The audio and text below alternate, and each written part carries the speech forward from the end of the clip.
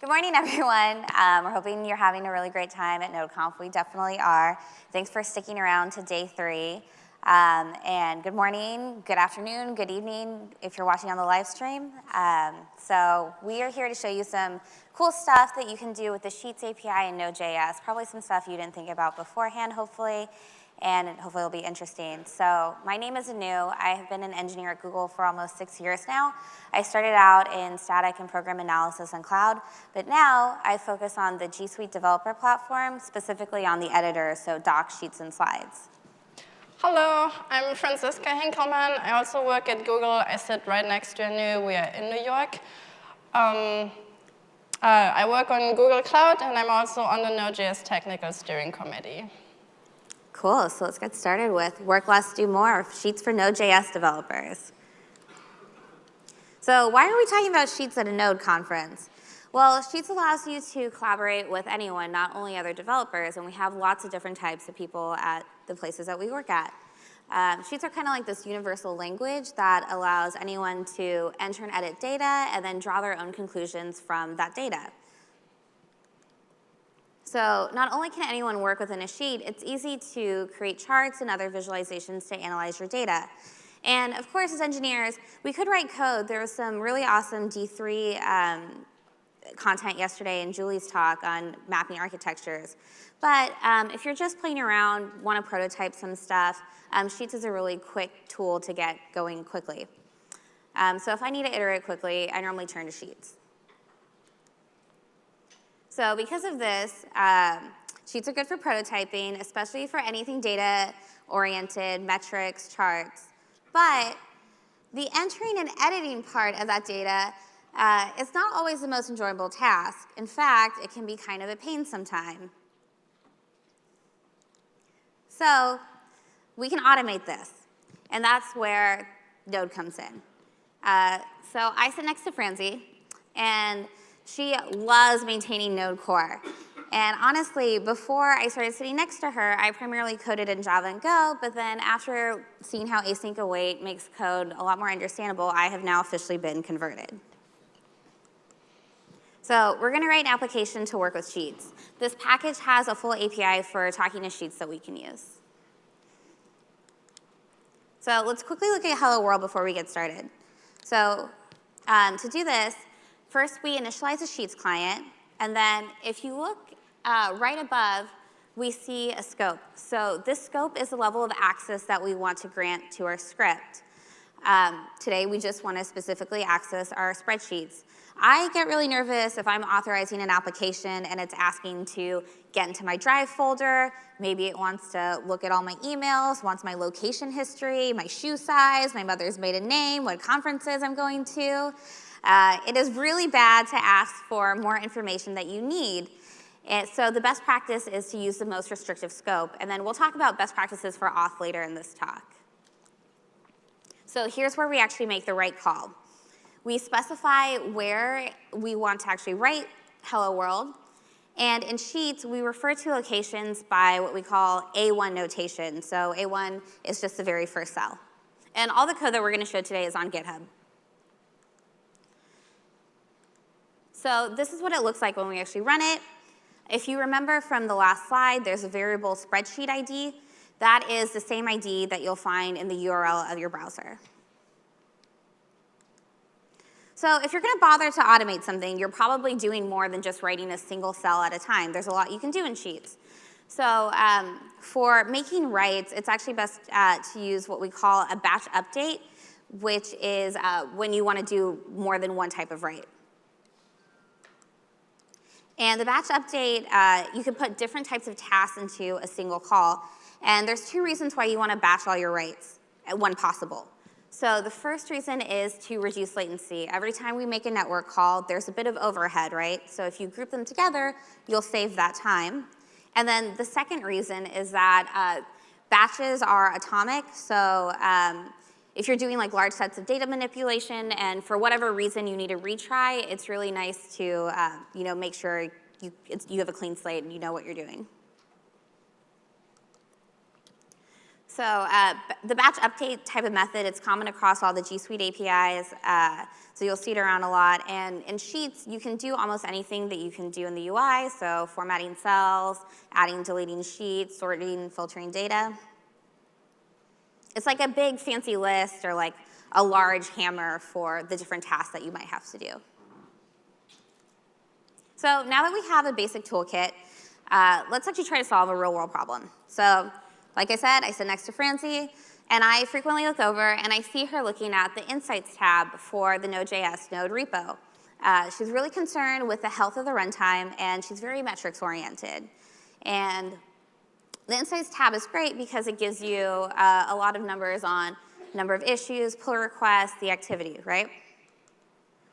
But that Insights tab only gives you information in the world of GitHub, and we know that there's a lot of different factors that affect our productivity. So for example, how long are people blocked by the Jenkins CI? Does that affect their frequency of making PRs?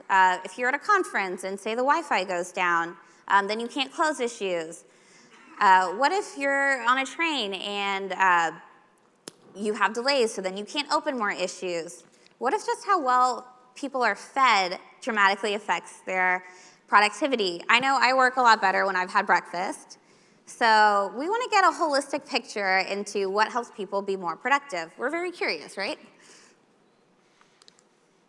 So we're going to get a little silly today. Let's focus on one of those questions that's hard to define that we're very curious about. We want to know if how satisfied you are with your food affects your productivity. So this is a hard problem, not from a technical perspective, but a real-world perspective. So we have contributors, you have your machines, we have GitHub, and we have food. And we want an application to tie it all in together. So we're going to be prototyping something for gathering metrics, and we're not really ready to see if, we're not ready to make a dashboard. We want to prototype something, figure out if this is something worth investing our time into. So here comes in the code. Let's start by breaking down the problem. Thank you. So my theory is that we work better if we're well-fed. But let's look at the data. So at the Node.js Node repo, we're interested in how many issues are open, closed, how many open and closed pull requests do we have. And luckily, we can just use OctoKit, the GitHub REST API client for JavaScript, very simple to use. We can make a few API calls, and that gives us exactly that data that I'm interested in, number of issues and PRs. So I'm collecting this data, and then just like with the Hello World example that Anu showed us where we wrote Hello World into a spreadsheet, I'm using a similar Sheets API call to write the data that I just got back from the GitHub API into a spreadsheet. Now, obviously, if I make those GitHub API calls, I could console log the results and then just copy and paste it into a spreadsheet and be done with it. But that's manual labor. It's error-prone. I would have to do it over and over again when I want to update the sheet. So instead, I just write a few more lines of code and have the little script do that for me so I don't have to copy and paste into a spreadsheet. So we have the GitHub data in our spreadsheet. Now, what about the food data? We love metrics and surveys, so we did a little survey with some contributors to figure out how happy they are with their food. Clearly, this is very scientific. If you use the Google form, what you get for free is that all the results are stored in a spreadsheet for you already. So we just combine, we just write the GitHub data into the same spreadsheet to have all this data together. Now that we have the data both for food happiness and for how many open issues and PRs we have on GitHub, we're wondering, is there any correlation? If people are really hungry, do they just get upset and close all the issues? Or if people ate too much, do they get very sleepy and don't merge any PRs? Things like that. We have the data. We should be able to see that. What's the best way to see a correlation like this? Well, if we visualize the data, that's probably a good starting point. Here's the chart that we're getting from our data. We'll look at the results in more details later. For now, I just want to focus on how we generated that chart. Again, we can use the API to generate this chart, so we don't have to deal with the browser. We don't have to deal with the Sheets user interface. We can just use an API call and have our chart generated for us. So here's the code, fairly simple. We need to build an add chart request. And we have to define the chart and its specification. So we give the chart a title, and then we have to specify the chart type. We pick a line chart. We have to specify the domain of our chart. In our case, that's the date. It's the x-axis on the chart. And then we also have to put in the series. That's the data points that we have from GitHub and the food metric that we want to display on the y-axis. And then we use our good friend batch update to send this add chart request, and we get a chart. So we started with these data sources, GitHub and results from a survey. And we used API calls to write this to a sheet. And we used another API call to generate a chart for us. So we never have to run sheets if we don't want to. We can run all of this Node code locally. And Anu is going to take this one step further. Cool. So we're gathering data. We're getting insights. Things are going great. But right now, it's only running local on one machine on Franzi's laptop. And what if I clumsily walk by and spill coffee on it? That's really bad. We really want to make this a hosted service, right? So ideally, we'd have a client and a server set up. We want to do this the right way. But it's really not just those two parts if we want all the things that we care about, that we think about when we're building large systems, right? Like we want high availability, fault tolerance, that sort of thing. So, then maybe we need multiple servers. If we have multiple servers, then we need a load balancer to distribute those requests. Maybe we need a cache somewhere in a mix. Even if we go with a traditional cloud setup with VMs, you can't just dump code in a data center and expect it to run, right? It's a lot of setup. And we really just want to work on our prototype, not setting up infrastructure. So there's got to be a better way. And that's how we ended up coming to a serverless option. And there's been a lot of content already about serverless, so I'll go through this quickly. These are some of the ways that serverless is different than traditional cloud computing. You don't actually have to manage the servers, pay as you go. Yeah. So Google Cloud Functions are narrow, focused bits of code that you upload to Google Cloud Platform, and then you trigger them by events. So there are two different types of event triggers. First, we have background functions. So those are triggered by cloud events, like maybe you upload a file to a storage bucket, or maybe you're listening to PubSub. Today, we'll be looking at HTTP functions, which are more common. And the event type that triggers them is, you guessed it, an HTTP request. So they're good for processing data or calling external services. In the real world, maybe you're talking to Twilio or Stripe, just all different sorts of third-party integrations. Just quickly looking at Hello World, with 2 lines of code, you have a fully functioning backend. You don't have to do any additional setup, no additional configuration. Then you get an HTTPS endpoint, dynamically generated SSL and TLS certs. And yeah, all that's handled for you. So now that we know Cloud Functions, we're going to take all that code that we had in part 1, just wrap it up from our local script, and then deploy it, and that's our serverless backend. The service will read data from our sources, then produce a chart, all while running in the cloud. So we upload the code we already have, and there are 2 different ways to deploy. You can either deploy using the CLI, or you can actually use our browser. And that is this slide. What it does is you're actually just uploading the files. It picks up the package.json and then builds in the cloud for you. You're not actually uploading node modules, so it would be terrible, especially if you were on like a slow network.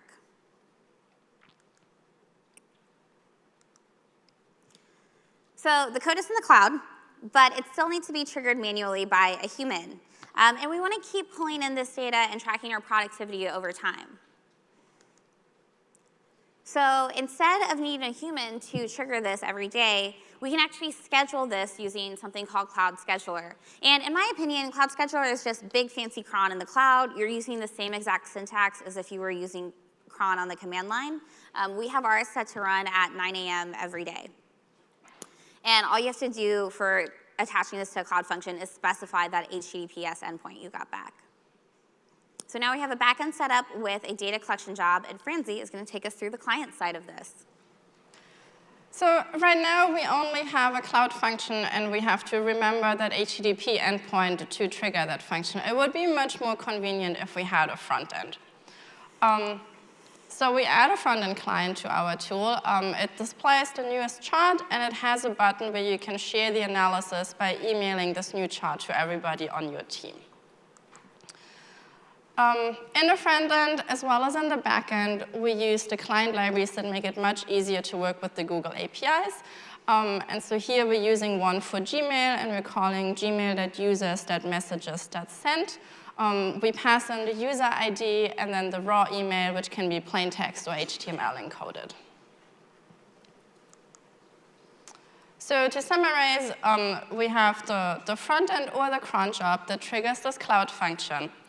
And then the cloud function pulls more data from GitHub and the survey results and writes it to a spreadsheet.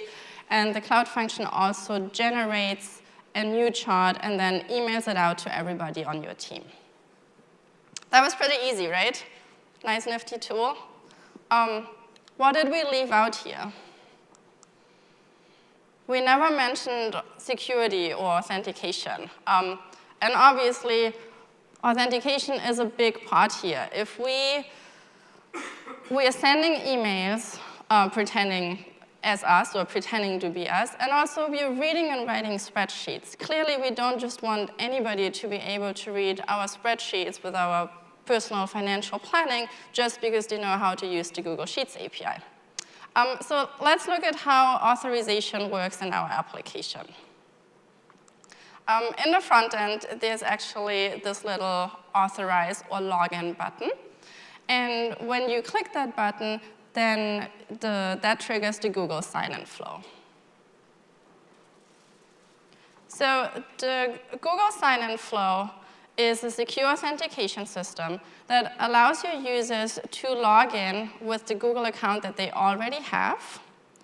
And then they can authorize your application to use Google services, here Gmail, for sending emails on the user's behalf. And all of this is happening in a secure manner.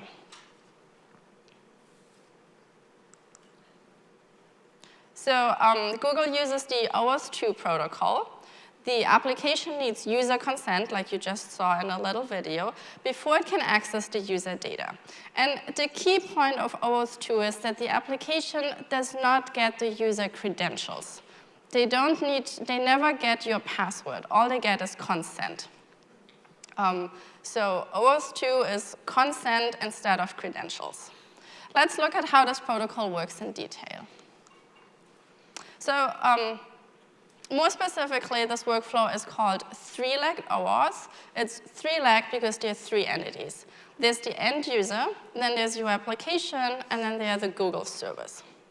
For three-legged OAuth, your application calls Google APIs on behalf of the end user, and then the user consents, and then you can do the requests. So the way this works is your application, when they want a token from the server, then the end user is presented with that Google sign-in flow, and if they log in and consent to it, then your application gets back a token from the server, and after validating that, now the application can make requests to the server, like call the Gmail API to send out an email, and it has permission because the user consented, and that permission is encoded in the token. The application never gets the user's credentials. The workflow looks kind of complicated, but again, if you use the client libraries to work with Google APIs, all of this is handled for you.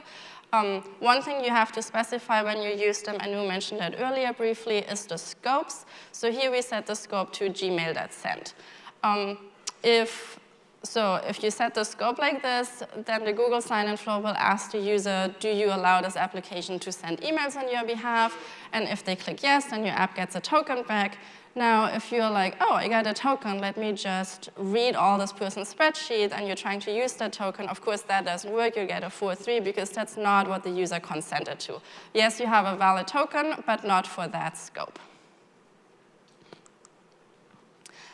So in the front end, we had a login button. The end user saw the sign-in workflow, and they logged in, and they consented. How do we do this in the backend, where the cloud function is writing to a spreadsheet? Obviously, we don't have any end users involved in the backend. So instead of using three-legged OAuth, we use server-to-server authorization. And we can do this because we make the sheet belongs to the application and not to an end user in this case. For the Gmail, for the email, it was different. It was the user's email address that was being used. Here in the backend, it's not a user's sheet. Instead, the sheet belongs to the application. A little bit of a heads up, though. In most real-world applications, you always want to set it up to use three-legged OAuth. If you think about it, if you have a real app that's not just a little prototype where we figure out, do people work better if they eat well? If you have a real app, you have millions of users, and you have lots of sheets, and you want those resources to belong to the individual end users or teams, and not all of them belonging to the application. So if you work with sheets or docs, things like that, your best bet is always use three-legged OAuth. So how does server-to-server auth really work? It's often called two-legged OAuth. You guessed it, there's only two entities. There's no end user this time. It's just your application and the Google service. And for server-to-server authentication, you can make authorized API calls using a JSON web token, a JIT, instead of an access token. And again, if you use the client libraries, all of this is handled for you, so you don't have to worry about creating and signing your own JIT, which is kind of a pain. So comparing two-legged versus three-legged OAuth, in three-legged OAuth, you do it on behalf of an end user. They're the third entity. It requires user consent, and it's the best practice for API calls to things like G Suite. Two-legged OAuth is for server-to-server authentication. There is no end user directly involved, and the resources belong to the application. Cool, thank you. Auth is definitely a big pain point for me when I'm writing code, bridging both cloud and GCP and G Suite. So thank you for that detailed comparison. And like Francie said, a lot of this is handled for you in the client libraries that we have. And if you actually look at the quick starts in our documentation, there's a lot of boilerplate that you can lift out of there. So what was the whole point of this? We wanted to get some insights, right? Based on the data, this is the insight that we got. Good food yields good code. And we have some visualizations to show that and share it with anyone at our company who might be curious about this.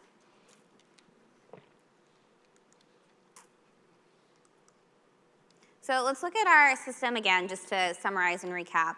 We designed a basic reporting system with Node.js with calls to GCP and G Suite. Our front end triggers a cloud function that calls data from external sources. We heard a little bit yesterday about how serverless is good glue in like third-party integration world. And then we have multiple ways to share this information, either through Gmail, or if you work at a place that does lots of reports, you could actually automate this as well in docs and slides, also with similar-looking APIs. And yeah, so at its core, we're really using Sheets as a data collection and manipulation tool. And I just want to be clear, we're not saying use Sheets as a database. Please don't do that. We're just saying it's good for prototyping, and you can get creative and do some fun stuff with all these different APIs. We wanted to inspire you to try to be creative and take a non-technical problem and try to solve it with some of the tools that you're using every day. I know we had a lot of fun brainstorming what application we want to write for this talk, so it was really fun, and I hope you find something to automate in your daily life as well. Thank you.